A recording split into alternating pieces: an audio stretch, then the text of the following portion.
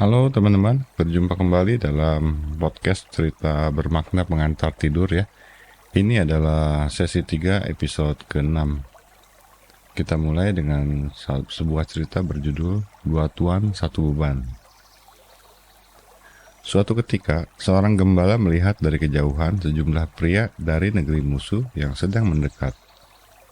Bergegaslah katanya kepada keledainya, kita harus cepat beranjak dari sini. Jika tidak, kita akan tertangkap. Maafkan saya, kata keledai dengan perlahan. Tetapi, apakah Anda berpikir bahwa musuh akan meletakkan beban yang lebih berat di atas punggungku daripada beban yang Anda letakkan?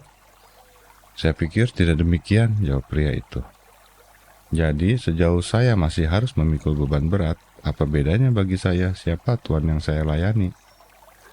Seringkali satu-satunya perbedaan yang dirasakan oleh orang-orang miskin karena pergantian pemerintahan adalah bahwa mereka menyebut para pemimpin mereka dengan nama-nama yang berbeda. Diambil dari Aesop. Ini betul sekali ya. Baiklah, kita lanjutkan cerita yang kedua ya. Alkisah, suatu ketika, sang nabi dan temannya Ali berjalan bersama-sama. Sementara berjalan, mereka bertemu seorang pria yang kemudian mulai menghina Ali dengan kata-kata kasar. Ali menahan diri beberapa saat, tetapi kemudian hilanglah kesabarannya dan ia mulai membalas perlakuan itu.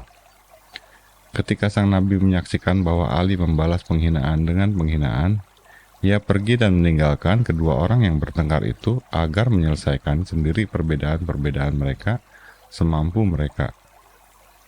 Kemudian, ketika Ali bertemu sang nabi, Ali menggerutu katanya, "Mengapa nabi pergi dan meninggalkan saya sendirian menghadapi penghinaan itu?"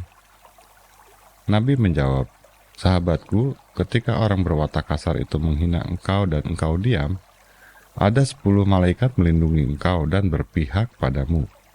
Tetapi ketika engkau mulai berbalik menghinanya, malaikat-malaikat itu meninggalkan engkau dan begitu juga saya memutuskan untuk meninggalkan engkau." Cerita yang baik ya, jawaban yang menyejukkan, karya Tony Castle. Kita lanjutkan cerita berikutnya berjudul Santo Pelindung. Kesatuan gereja diperlihatkan secara istimewa dengan begitu banyaknya negara Eropa menggunakan orang-orang dari luar negaranya sebagai santo pelindung mereka. Orang Spanyol mengangkat Santo Yakobus Rasul sebagai pelindung bangsa Spanyol. Orang Jerman mengangkat Santo Bonifacius yang berasal dari Inggris. Pria Inggris yang lain, Santo Willibrordus, adalah pelindung Belanda.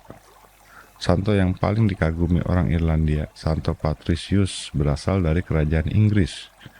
Orang-orang Scott menerima Columba, Ratu Margareta dari Anglo-Saxon, bersama dengan Santo Andreas Rasul. Orang-orang Belgia menobatkan Santo Yusuf sebagai pelindung mereka. Seluruh daratan Slavia menunjuk Cyrillus dan Methodius sebagai pelindungnya, walaupun keduanya lahir di Yunani. India memilih Santo Thomas Rasul, karya Bruno Hagespear.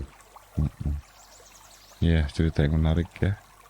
Baiklah, tadi itu 3 cerita yang akan mengantar kita istirahat malam hari ini. Sampai jumpa.